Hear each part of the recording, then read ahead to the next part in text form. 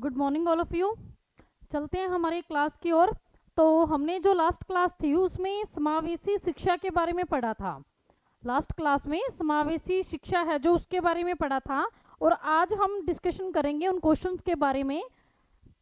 तो देखिए, समावेशी शिक्षा से रिलेटेड कुछ क्वेश्चंस हैं जो आपके एग्जाम में आते हैं। तो किस तरह के क्वेश्चंस आते हैं आपके एग्जाम में? तो देखिए, फर्स्ट क्वेश्चन आपके सामने, जिसको भी आंसर पता हो बताना जरूर। तो देखिए, जो फर्स्ट क्वेश्चन है हमारा वो है कि अच्छी शिक्षा के लिए क्या जरूरी है। समावेशी शिक्षा से रिलेटेड ही है ये क्वेश्चन।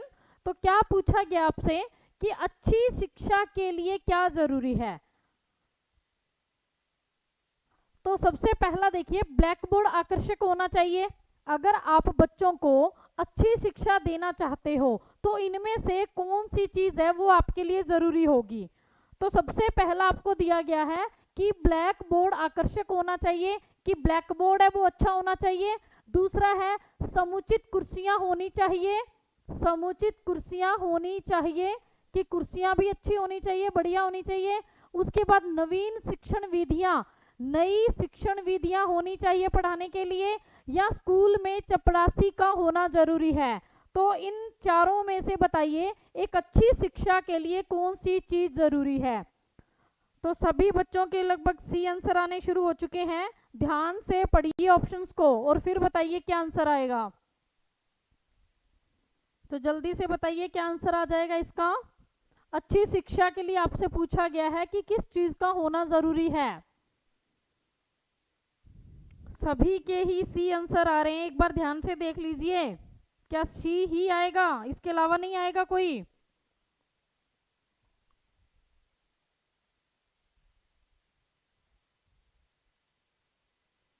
बिल्कुल सी ही राइट आंसर है। नवीन शिक्षण विधियां, नई नई शिक्षण विधियों का होना जरूरी है।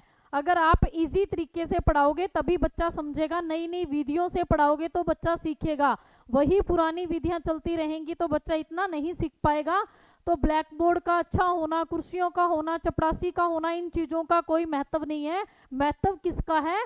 शिक्षण विधियों का। अगर टीचर के पास टीचिंग मेथड नहीं है पढ़ाने का, बाकी सारी चीजें हैं, तो उनका कोई फायदा नहीं है। फायदा किसका है?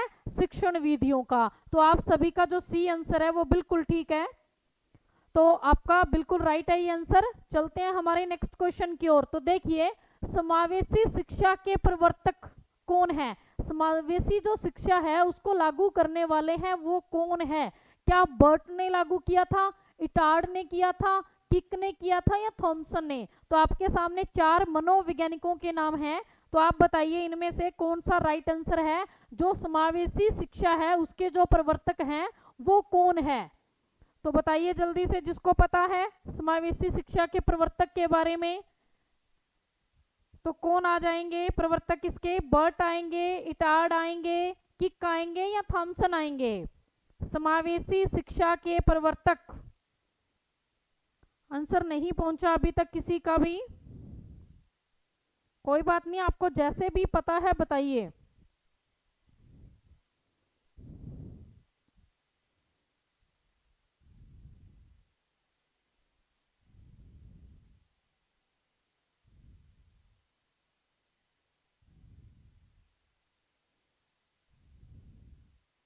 बिल्कुल 2020 एनसीएफ आपको करना पड़ेगा नीरू, बिल्कुल करना पड़ेगा।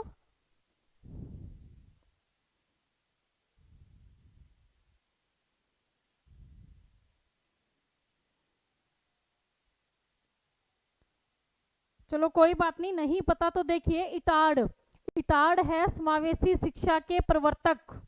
तो इसका जो राइट आंसर है वो बी आ जाएगा।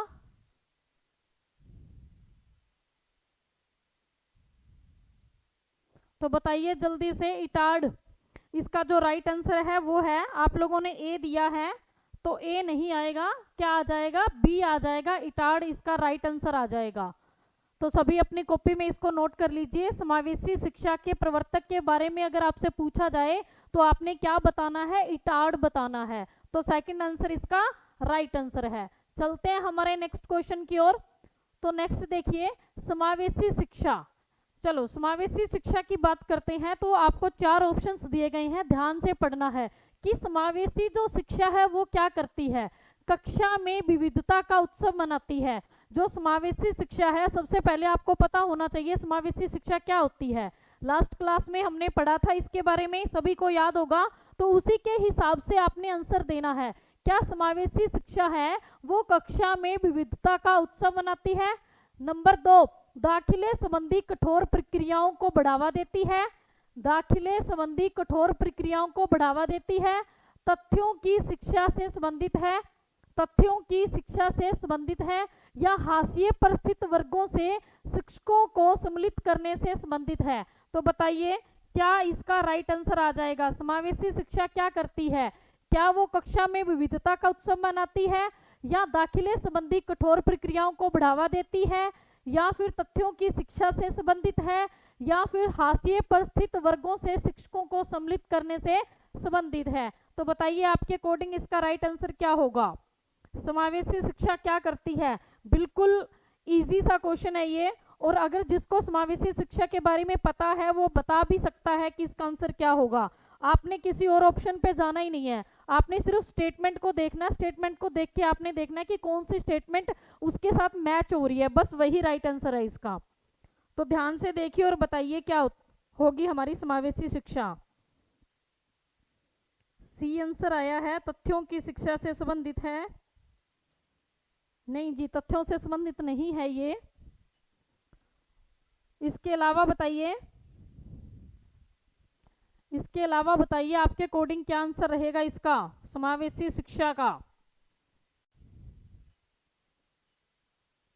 सभी लगभग सी आंसर ही दे रहे हैं। कक्षा में विविधता का उत्सव मनाती है। एक ही क्लास में अलग अलग तरीके के बच्चे होते हैं, आपको बताया था। समान शिक्षा देती है समावेशी शिक्षा, विविधता का उत्सव मनाती है। तो विविधता का मतलब क्या है, सभी का एक साथ होना, विभिन्न बालकों का, इसमें सभी तरीके के बच्चों को एक साथ शिक्षा दी जाती है। तो इसका जो राइट आंसर है वो क्या हो जाएगा, ए। समावेशी शिक्षा क्या करती है, कक्षा में विविधता का उत्सव मनाती है, यानी कि सभी प्रकार के बच्चे एक साथ ही पढ़ते हैं समावेशी शिक्षा में। तो इसका क्या आ जाएगा, फर्स्ट आंसर बिल्कुल राइट आ जाएगा। ए बी सी सभी आंसर दे रहे हो आप, तो देखिए फर्स्ट आंसर आपका बिल्कुल ठीक है।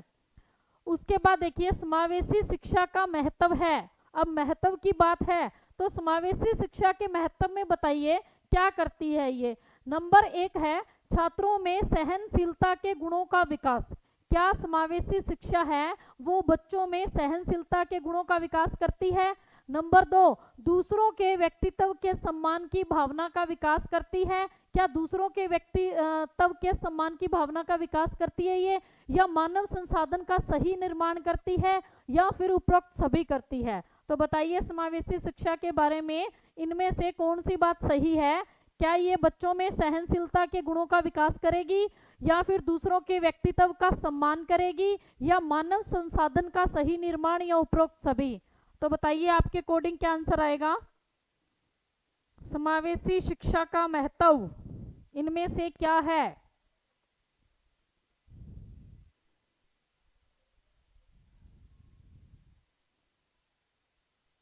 जल्दी से बताइए, डी आंसर ही आ रहे हैं सभी के।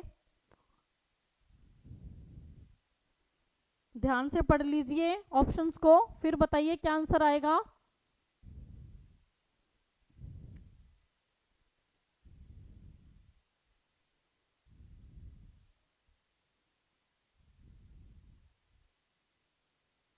बिल्कुल डी आंसर ही आपका राइट आंसर है। ये तीनों ही काम करती है समावेशी शिक्षा। छात्रों में सहनशीलता के गुणों का विकास भी करती है, दूसरों के व्यक्तित्व के में सम्मान की जो भावना है उसका विकास भी करती है, और मानव संसाधन का सही निर्माण भी करती है। तो तीनों के तीनों कार्य करती है हमारी समावेशी शिक्षा। तो बिल्कुल आपका जो डी आंसर आपने दिया है बिल्कुल ठीक है। चलते हैं हमारे नेक्स्ट क्वेश्चन की ओर। तो देखिए समावेशी शिक्षा की व्यवस्था की जाती है। अब आपने बताना है कि जो समावेशी शिक्षा है हम कैसे बालकों के लिए उसकी व्यवस्था करते हैं।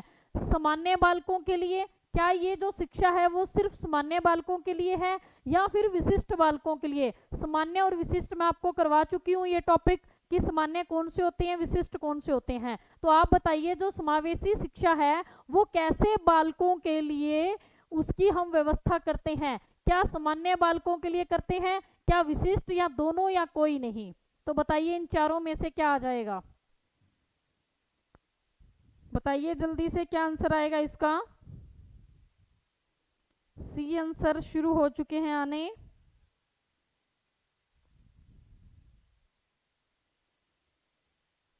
ध्यान से देखिए और फिर बताइए क्या आंसर आएगा इसका। क्वेश्चन को ध्यान से पढ़िए। समावेशी शिक्षा की व्यवस्था कैसे बालकों के लिए होती है, सामान्य, विशिष्ट, दोनों, या कोई नहीं।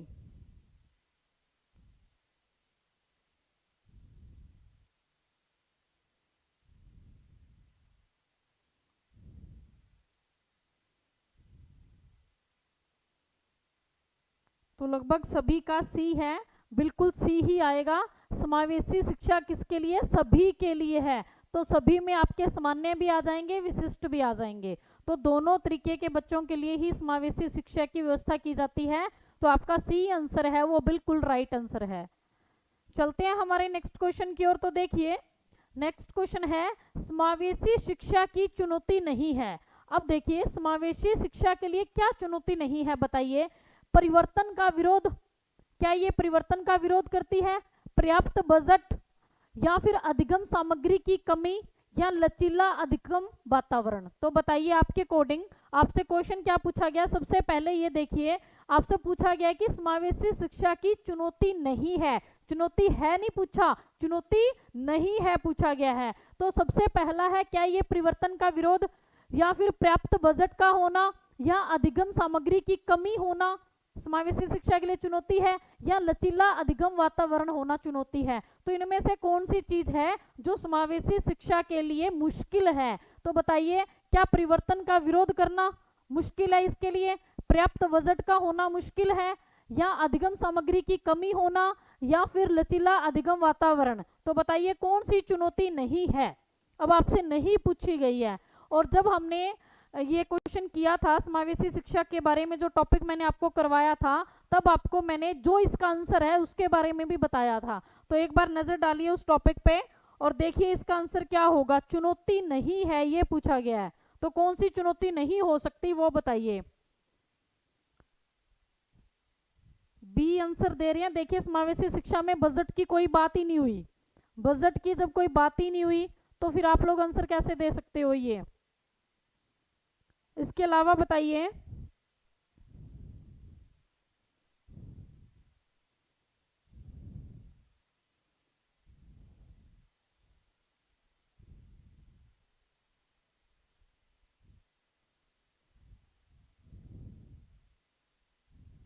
बी के अलावा बताइए कौन सा आंसर होगा।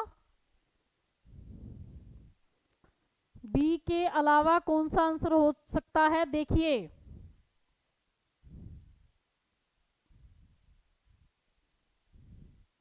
अब बजट तो चुनौती हो सकता है, अगर बजट कम होगा तो चुनौती का काम करेगा ये। इसने आपसे पूछा है कि कौन सा चुनौती नहीं है, तो उसके अकॉर्डिंग बताइए। अभी डी और ए आंसर आने शुरू हो गए। चारों के चारों ऑप्शंस दे दिया आपने, किसी ने ए दे दिया, किसी ने बी, किसी ने सी, किसी ने डी। इसका आंसर आएगा लचीला अधिगम वातावरण। क्या आ जाएगा, लचीला अधिगम वातावरण बनाना समावेशी शिक्षा के लिए चुनौती नहीं है, क्योंकि सभी तरीके के बच्चे इसमें होते हैं, इसलिए जो इसका अधिगम वातावरण है, सीखने का जो वातावरण है वो लचीला ही होता है। आपको ये बात मैंने बताई भी थी कि जो वातावरण है वो कैसा होता है, अधिगम में लचीला होता है। समावेशी शिक्षा की बात जब आती है तब, तो ये इसके लिए कोई चुनौती नहीं है। तो डी जो आंसर है वो इसका राइट आंसर आ जाएगा। नीलम और प्रियंका ने डी आंसर दिया है, तो बिल्कुल आप लोगों का ठीक है ये। तो डी आंसर इसका राइट आंसर है, ना ए है, ना बी है, ना सी है, तो क्या आ जाएगा डी, जो बिल्कुल राइट है। चलो नेक्स्ट देखिए, शिक्षक की कौन सी विशेषता जरूरी नहीं है। अब शिक्षक की बात है, मान लीजिए आपकी बात है, तो आपके लिए कौन सी विशेषता जरूरी नहीं है। नंबर 1, बच्चों के प्रति संवेदनशीलता, कि बच्चों के प्रति संवेदनशील होना आपका, छात्रों के लिए धैर्य और स्नेह होना, टीचर का बच्चों के लिए धैर्य और स्नेहशील होना, छात्र की अक्षमताओं का ज्ञान होना, या शिक्षक की सामाजिक और आर्थिक स्थिति। तो बताइए शिक्षक की इनमें से कौन सी विशेषता है वो जरूरी नहीं है। तो चार ऑप्शंस आपके सामने। क्या बच्चों के प्रति टीचर का संवेदनशील होना जरूरी नहीं है, छात्रों के लिए धैर्य और स्नेह होना, या छात्रों की कमियों का ज्ञान होना, या जो शिक्षक की है सामाजिक और आर्थिक स्थिति कैसी है इसका होना। तो बताइए आपके अकॉर्डिंग क्या आंसर हो जाएगा, कौन सी शिक्षक की विशेषता नहीं है। अब टीचर की बात हुई है तो बताइए। तो डी आंसर आने शुरू हो चुके हैं मेरे पास। पूजा, रेखा, उमान, प्रीति, निशा, नीरू सभी डी आंसर दे रहे हैं।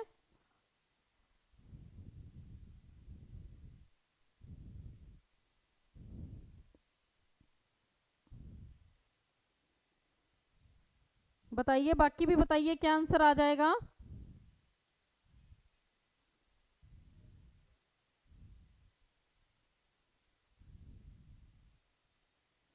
बिल्कुल आपका ये राइट आंसर है डी, शिक्षक की सामाजिक आर्थिक स्थिति। टीचर का समाज में कैसा व्यवहार है, या जो टीचर की आर्थिक स्थिति है, गरीब है, अमीर है, ये चीजें कोई जरूरी नहीं है, टीचर की विशेषता में नहीं आती। बाकी ये तीनों चीजें हैं वो टीचर की विशेषता में है। आपसे क्वेश्चन इसका उल्टा करके भी पूछा जा सकता है, कौन सी एक विशेषता है, ठीक है, कैसे भी पूछा जा सकता है, नहीं है या है, तो आपने उसी हिसाब से इसका आंसर देना है। तो आपका जो डी आंसर है वो बिल्कुल राइट आंसर है। चलो चलते हैं हमारे नेक्स्ट क्वेश्चन की ओर। तो देखिए हमारा जो नेक्स्ट क्वेश्चन है, समावेशी शिक्षा मानती है कि हमें डैश को बदलना चाहिए और डैश को सही रखने के लिए। अब समावेशी जो शिक्षा है किसको सही रखने के लिए किसको बदलना चाहती है। तो देखिए समावेशी शिक्षा क्या मानती है कि हमें किसको बदलना चाहिए, किसको सही रखने के लिए। क्या हमें बच्चे को बदलना चाहिए प्रणाली को सही रखने के लिए। तो देखिए समावेशी शिक्षा के अकॉर्डिंग क्या बच्चे को बदलना चाहिए प्रणाली रखने के लिए, सही रखने के लिए, या पर्यावरण को बदलना चाहिए परिवार को सही रखने के लिए। क्या बच्चे को बदलना चाहिए पर्यावरण सही रखने के लिए, या सिस्टम को बदलना चाहिए बच्चे को सही रखने के लिए। तो बताइए आपके अकॉर्डिंग क्या आंसर आ जाएगा इस क्वेश्चन का। समावेशी शिक्षा के अकॉर्डिंग किसको बदलना चाहिए किसको सही रखने के लिए। तो आपके पास चार ऑप्शंस हैं, बताइए इनमें से कौन सा इसका राइट आंसर आ जाएगा। क्या हमें बच्चे को बदलना चाहिए। तो देखिए अगर बच्चे को बदलेंगे तो क्या प्रणाली को सही रखेंगे या पर्यावरण को। तो दो ऑप्शन तो आपके ये हैं। दूसरी एक ऑप्शन में देखिए परिवार की बात हो रही है, तो जो समावेशी शिक्षा की बात है तो वहां पे बच्चों का होना जरूरी है। तो परिवार वाला टॉपिक तो आप खत्म ही कर दीजिए कि परिवार वाला जो ऑप्शन है वो आएगा। अब आपके पास बच गए तीन, तो इनमें से देखिए क्या आ जाएगा। ऐसा होना चाहिए जो बच्चों से रिलेटेड हो। तो तीनों में ही बच्चे हैं, लेकिन फिर भी हमारे लिए बेटर कौन सा ऑप्शन होगा वो बताइए। तो ध्यान से, जो मैंने बीच में आपको डैश दे रखे हैं, एक तो हमें के बाद है एक चाहिए के बाद, तो यहाँ पे इनमें से कौन सा वर्ड सही रहेगा समावेशी शिक्षा के अकॉर्डिंग। तो देखिए क्या आंसर आ जाएगा इसका। तो अभी मेरे पास डी आंसर आया है।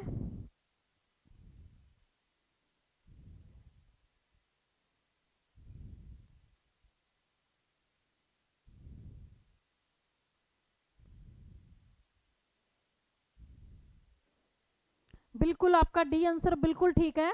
सिस्टम को बदलना चाहिए बच्चे को सही रखने के लिए। जब समावेशी शिक्षा है ही बच्चों के लिए तो हमें बच्चों को ही सही रखना होगा, और बच्चे को कब सही रखेंगे जब सिस्टम सही होगा।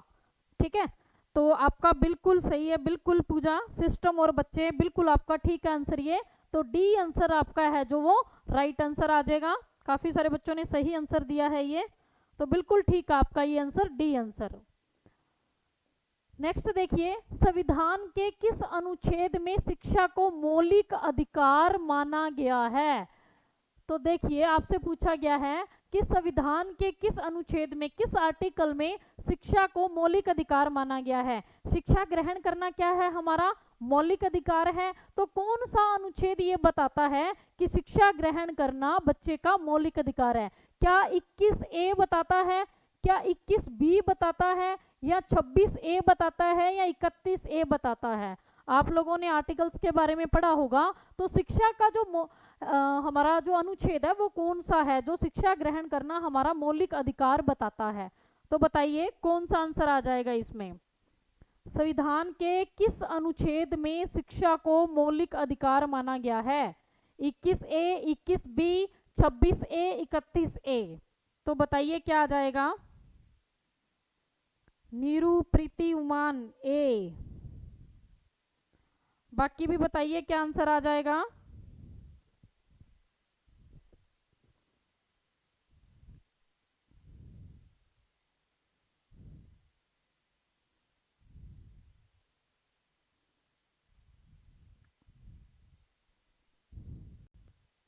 बताइए जल्दी से, बाकी बच्चे भी बताइए क्या आंसर आएगा। काफी सारे बच्चों ने 21A बोला है। क्या पता कुछ और आंसर हो, कोई और भी अपने पॉइंट ऑफ व्यू दीजिए।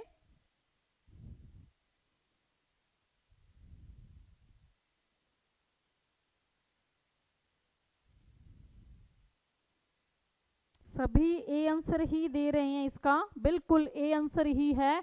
21A के अंदर ही क्या कहा गया है कि शिक्षा है वो हमारा मौलिक अधिकार है, शिक्षा प्राप्ति हमारा मौलिक अधिकार है। कौन से आर्टिकल में ये बात कही गई है? 21A में कही गई है।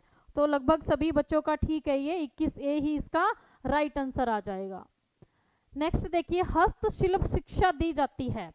हस्तशिल्प जो शिक्षा है, हाथों से क्रिएटिविटी करना, ये शिक्षा किसको दी जाती है? क्या प्रतिभाशाली बच्चों को ये शिक्षा दी जाती है या सृजनशील बच्चों को ये शिक्षा दी जाती है, पिछड़े हुए बच्चों को दी जाती है या अपराधी बच्चों को दी जाती है? तो बताइए आपके अकॉर्डिंग जो हस्तशिल्प शिक्षा है वो कैसे बच्चों को दी जाती है? प्रतिभाशाली बच्चों को, सृजनशील बच्चों को, पिछड़े बच्चों को या अपराधी बच्चों को? तो आपके अकॉर्डिंग बताइए क्या इसका राइट आंसर आएगा? हस्तशिल्प शिक्षा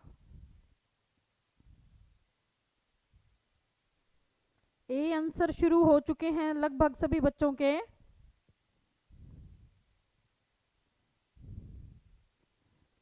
सभी ने ही ए आंसर दिया है इसका, जो कि बिल्कुल गलत है। आपका जो आंसर है ए, प्रतिभाशाली बच्चों को देने की क्या जरूरत है, वो तो पहले ही टैलेंटेड है। तो प्रतिभाशाली बच्चों को हस्तशिल्प की शिक्षा क्यों दी जानी चाहिए? तो आपका ये गलत है बिल्कुल। इसके अलावा बताइए क्या आंसर आएगा? इसके अलावा बताइए क्या आंसर आ जाएगा इसका? ए आंसर आपका गलत है, ये मत दीजिए आप। ध्यान से सोचिए कि हम हस्तशिल्प की शिक्षा है वो किन बच्चों को देंगे, किन को जरूरी है वो? सृजनशील का, क्रिएटिविटी करने वाले, सृजनशील होते हैं क्रिएटिविटी करने वाले।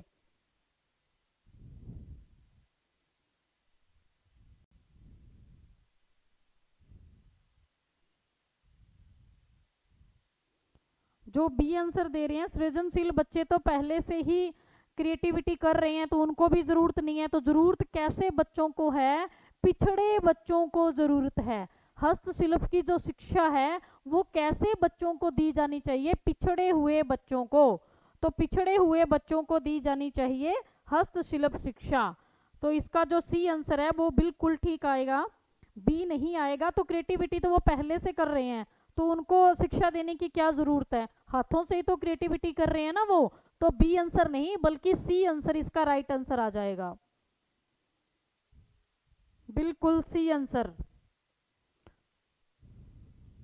नेक्स्ट देखिए, सृजनात्मकता से तात्पर्य है, ध्यान से देखना है। अब आपको जो क्वेश्चन दिया गया है तो देखिए इसमें क्या है, सृजनात्मकता का क्या मतलब है? समाज द्वारा तिरस्कृत गुण है यानी कि अपमानित है, या अधिगम है, सीखना है, या बुद्धि की क्षमता से अर्थ नहीं है यानी कि इसका बुद्धि की क्षमता से कोई अर्थ नहीं है, या व्यक्ति के नवीन कार्य करने की क्षमता को सृजनात्मकता कहते हैं। क्रिएटिविटी किसको कहते हैं? आप क्रिएटिविटी किसको बोलोगे?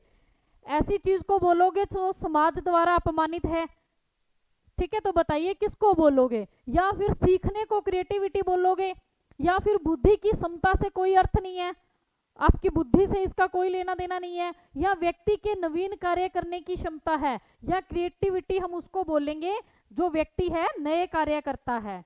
तो बताइए क्या आंसर आ जाएगा इसका। क्रिएटिविटी का क्या मतलब है, सृजनात्मकता का क्या मतलब है? बिल्कुल इजी सा आंसर है इसका।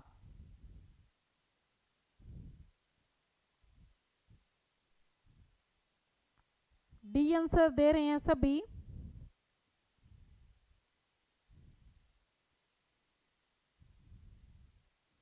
देखिए ध्यान से, बाकी बताइए क्या आंसर आएगा।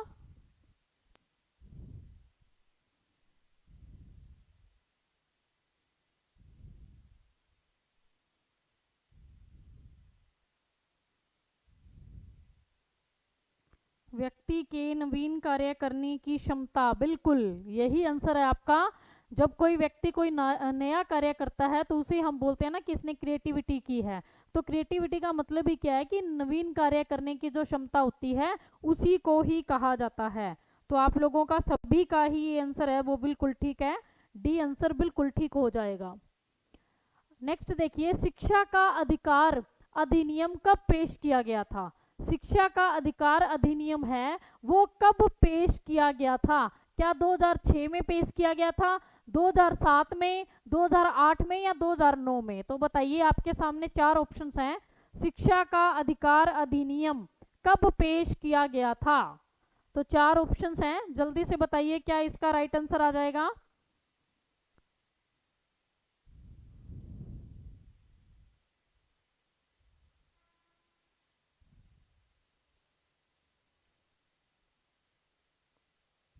बताइए जल्दी से क्या आंसर आएगा इसका।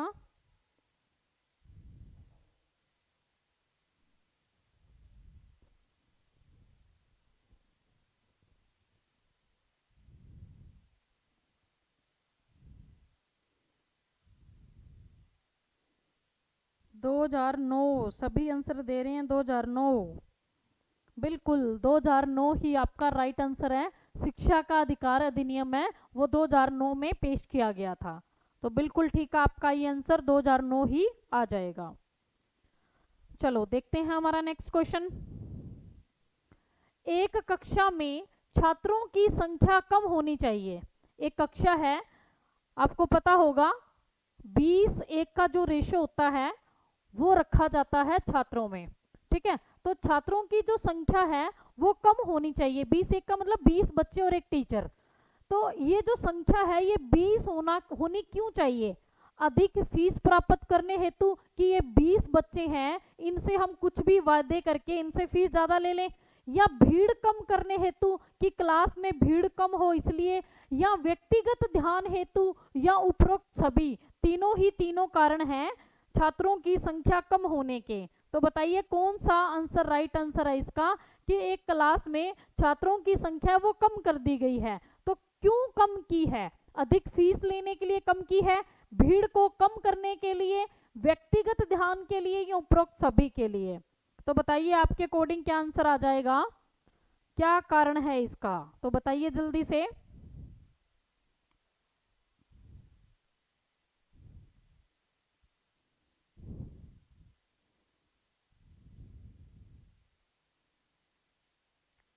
सी आंसर ही दे रहे हैं सभी।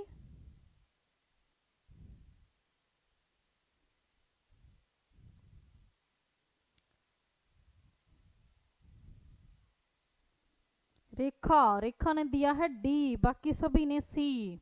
तो सी जो आंसर आपका वो बिल्कुल ठीक है, व्यक्तिगत ध्यान हेतु कि एक एक बच्चे से बढ़िया तरीके से ध्यान दिया जा सके, इस वजह से जो छात्रों की संख्या है वो कम की गई है। तो अधिक फीस का कोई इशू नहीं है इसमें, ना भीड़ कम करने का, बल्कि क्या है, व्यक्तिगत ध्यान देने के लिए। तो इसका जो सी आंसर है वो बिल्कुल ठीक आ जाएगा, ठीक है। तो सभी का ये ठीक है, कुछ एक बच्चों ने डी दिया है, तो सी आंसर इसका बिल्कुल ठीक है। अगला क्वेश्चन देखिए, एक शिक्षक के लिए महत्वपूर्ण क्या है? एक शिक्षक है उसके लिए सबसे महत्वपूर्ण बात क्या रहती है? नंबर 1, कक्षा में अनुशासन बनाए रखना। क्या वो टीचर है क्लास में अनुशासन बनाए रखे? दूसरा, कक्षा में पाबंदी लगाए रखे, तो उस टीचर को आप सही मानोगे? या छात्रों की कठिनाइयों को दूर करना कि जो छात्रों की कठिनाइयों को दूर करे, या अच्छा वक्ता होना, यानी कि टीचर का जो स्पीच है वो अच्छा होना, बोलना अच्छा होना, उसके वर्ड्स अच्छे होने। तो कौन सी चीज इनमें महत्वपूर्ण है? सबसे पहली है, क्या टीचर वो बढ़िया है जो क्लास में अनुशासन बनाए रखे, या उसको बढ़िया कहोगे जो कक्षा में पाबंदी रखे, या छात्रों की कठिनाइयों को दूर करे, या अच्छा वक्ता हो? तो बताइए कौन सा इसका राइट आंसर आ जाएगा। तो आपके सामने 4 ऑप्शंस हैं। एक टीचर होने के नाते कौन सी चीज ज्यादा प्रभावशाली रहेगी, बताइए।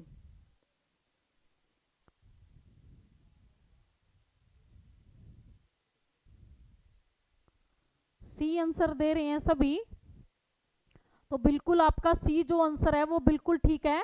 छात्रों की कठिनाइयों को दूर करना, ऐसा टीचर ही प्रभावशाली माना जाता है जो बच्चों के सामने अगर कोई समस्या आ जाए तो उस समस्या का समाधान करे। तो बिल्कुल आपका जो सी आंसर है वो बिल्कुल ठीक है। जरूरी नहीं है कि वक्ता अच्छा हो, ये उसकी विशेषता में तो आता है लेकिन महत्वपूर्ण नहीं है।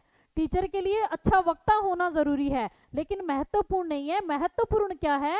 छात्रों की कठिनाइयों को दूर करना। आप अच्छे वक्ता हो, कक्षा में पाबंदी लगा रहे हो, कक्षा में अनुशासन रख रहे हो, लेकिन आप छात्रों की समस्याओं को अगर दूर नहीं कर पा रहे तो फिर आपका कोई फायदा नहीं है। एक शिक्षक होने के नाते आपका जो मेन काम है वो क्या है? बच्चों की प्रॉब्लम्स को सॉल्व करना। बिल्कुल आपका जो सी आंसर है वो बिल्कुल ठीक हो जाएगा। चलते हैं हमारे नेक्स्ट क्वेश्चन की ओर। तो देखिए, समावेशी जो शिक्षा है वो कैसी है? समावेशी शिक्षा कैसी है बताइए। तो पहला है कि भेदभाव सहित है।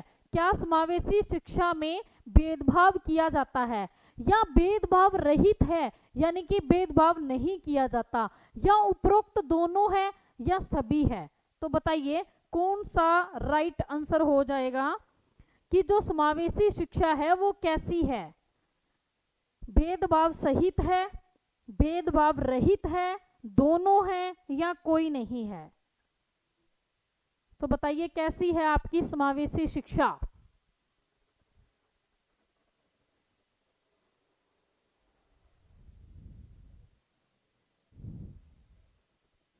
अभी भी गलत आंसर दे रहे हैं कुछ बच्चे। समावेशी शिक्षा के बारे में जो मेन बात है वो बताने के बाद भी आपका जो आंसर है वो गलत जा रहा है। क्यों जा रहा है? समावेशी शिक्षा है वो सभी के लिए है, उसमें कोई भेदभाव नहीं है। तो भेदभाव रहित है ये। रहित का मतलब किसी चीज का उसके साथ न होना, यानी, और सहित का मतलब भेदभाव का होना। सहित का मतलब साथ, तो उसमें भेदभाव नहीं है। कुछ एक बच्चों ने ए आंसर दिया है तो वो गलत है। भेदभाव सहित नहीं है बल्कि भेदभाव रहित है। कईयों ने सी दिया है, दोनों है। तो दोनों कैसे होंगी? या तो रहित होगी या सहित। तो क्या आ जाएगी? रहित, यानी कि भेदभाव रहित है, उसमें भेदभाव नहीं है। तो बिल्कुल बी आंसर है जो वो राइट आंसर है। समावेशी शिक्षा भेदभाव नहीं करती, सभी को एक समान शिक्षा देती है। ठीक है, तो कौन सा आंसर आ जाएगा? बी आंसर आपका राइट आंसर आ जाएगा। नेक्स्ट क्वेश्चन देखिए, विद्यालयों में समावेशन केंद्रित होता है। तो बताइए, आपसे अब क्वेश्चन पूछा गया है, थोड़ा सा ध्यान से पढ़िएगा, कि विद्यालयों में समावेशन केंद्रित होता है यानी कि एडजस्टमेंट विशिष्ट श्रेणी वाले बच्चों के लिए। क्या विशिष्ट श्रेणी वाले बच्चों के लिए समावेशन केंद्रित होता है, या केवल निर्योग्य छात्रों की आवश्यकता को पूर्ण करने के लिए, निर्योग्य हैं जो योग्य नहीं है उनके लिए, या संपूर्ण कक्षा की कीमत पर नियोग्य बच्चों की आवश्यकताओं को पूरा करने पर, या विद्यालयों में निरक्षर अभिभावकों की शैक्षिक आवश्यकता पर? तो बताइए, आप पहले सबसे पहले स्टेटमेंट को ध्यान से पढ़िए। पूछा क्या गया है? समावेशन किस पे केंद्रित होता है, आपने ये बताना है। तो बताइए जल्दी से, इसका आंसर है जो क्या आ जाएगा? आपसे समावेशन पूछा गया है तो क्या आ जाएगा? विशिष्ट श्रेणी वाले बच्चों के लिए, केवल निर्योग्य छात्रों की आवश्यकता को पूरा करने के लिए, संपूर्ण शिक्षा की कीमत पर निर्योग्य बच्चों की आवश्यकताओं को पूरा करने के लिए, या विद्यालयों में निरक्षर अभिभावकों की शैक्षिक आवश्यकता पर, कि जो अनपढ़ माता पिता है उनके लिए। तो बताइए क्या इसका राइट आंसर आ जाएगा? तो जल्दी से बताइए, आपके अकॉर्डिंग समावेशन जो केंद्रित है वो किस पे होता है? विशिष्ट श्रेणी वाले बच्चों के लिए होता है, या सिर्फ ऐसे बच्चे जो योग्य नहीं है उनकी आवश्यकताओं को पूरा करने के लिए होता है, या संपूर्ण क्लास की कीमत पर, और कीमत पे कैसे, जो योग्य नहीं है उन्हीं बच्चों की आवश्यकताओं को पूरा करता है, या विद्यालय में जो अनपढ़ माता पिता हैं उनकी पढ़ाई से रिलेटेड आवश्यकताएं हैं उनको पूरा करता है। तो देखिए जो आपका यहाँ पे फोर्थ आंसर है वो तो बिल्कुल गलत है, क्योंकि अभिभावकों के लिए नहीं है समावेशी शिक्षा, बच्चों के लिए है। तो ये हमारा बिल्कुल गलत हो जाएगा ऑप्शन नंबर 4। उसके बाद जो योग्य बच्चे नहीं है सिर्फ उनकी आवश्यकताओं को पूरा करता है, तो ये भी नहीं होगा। उसके बाद देखिए संपूर्ण कक्षा की कीमत पर, यहाँ पे भी वही बात दूसरी बार इसने रिपीट कर दी, कुछ वर्ड्स प्रयोग कर लिए, कौन से, संपूर्ण कक्षा की कीमत पर, तो ये भी राइट आंसर नहीं रहेगा इसका। तो जो राइट आंसर है वो आ जाएगा विशिष्ट श्रेणी वाले बच्चों के लिए। जो विशिष्ट बच्चे हैं उनको क्लास में कैसे एडजस्टमेंट करना है उस पे केंद्रित होता है हमारा जो समावेशन है वो। तो क्या आंसर है इसका, ए आंसर, वो बिल्कुल राइट आंसर आ जाएगा इसका, ए आंसर आएगा। ठीक है, बी और सी इसने एक जैसे दे दिए, बस बात कर दी संपूर्ण कक्षा की कीमत पर। बात वही है कि जो योग्य बच्चे नहीं है उनकी आवश्यकताओं को पूरा करता है, लेकिन जो ए आंसर है वो बिल्कुल ठीक है विशिष्ट श्रेणी वाले बच्चों के लिए। ठीक है, तो ए आंसर इसका राइट हो जाएगा। नेक्स्ट देखते हैं, बच्चों के लिए निशुल्क एवं अनिवार्य शिक्षा का अधिकार अधिनियम 2009। अब जो शिक्षा का अधिकार अधिनियम 2009 है वो लागू हुआ है किस एज ग्रुप के लिए। अब आपने बताना है कि कौन से एज ग्रुप के लिए शिक्षा का अधिकार अधिनियम है उसको लागू किया गया है। क्या 6 से 14 वर्ष के बच्चों के लिए, क्या 7 से 13 वर्ष के बच्चों के लिए, 5 से 11 वर्ष के बच्चों के लिए, 6 से 12 वर्ष के बच्चों के लिए। तो बताइए क्या आंसर है इसका, राइट आंसर क्या आ जाएगा, शिक्षा का जो अधिकार है वो कैसे बच्चों के लिए है। तो बताइए जल्दी से क्या आंसर आएगा इसका।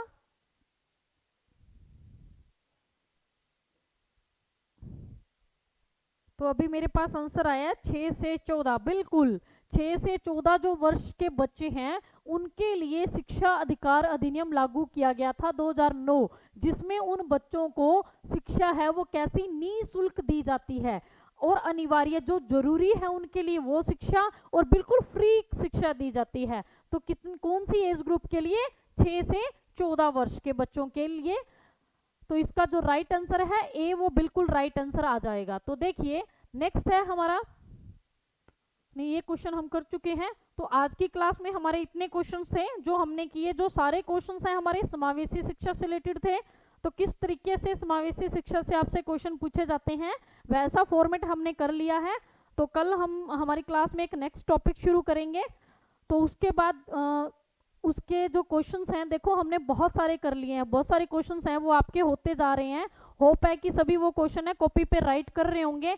तो उन क्वेश्चंस को रीड करते रहा करो, वन लाइनर टाइप बना लो उनको और पढ़ते रहा करो उनको। ठीक है, तो कल का जो हमारा टॉपिक रहेगा वो कोई न्यू टॉपिक ही है, हम देखते हैं एनसीएफ के बारे में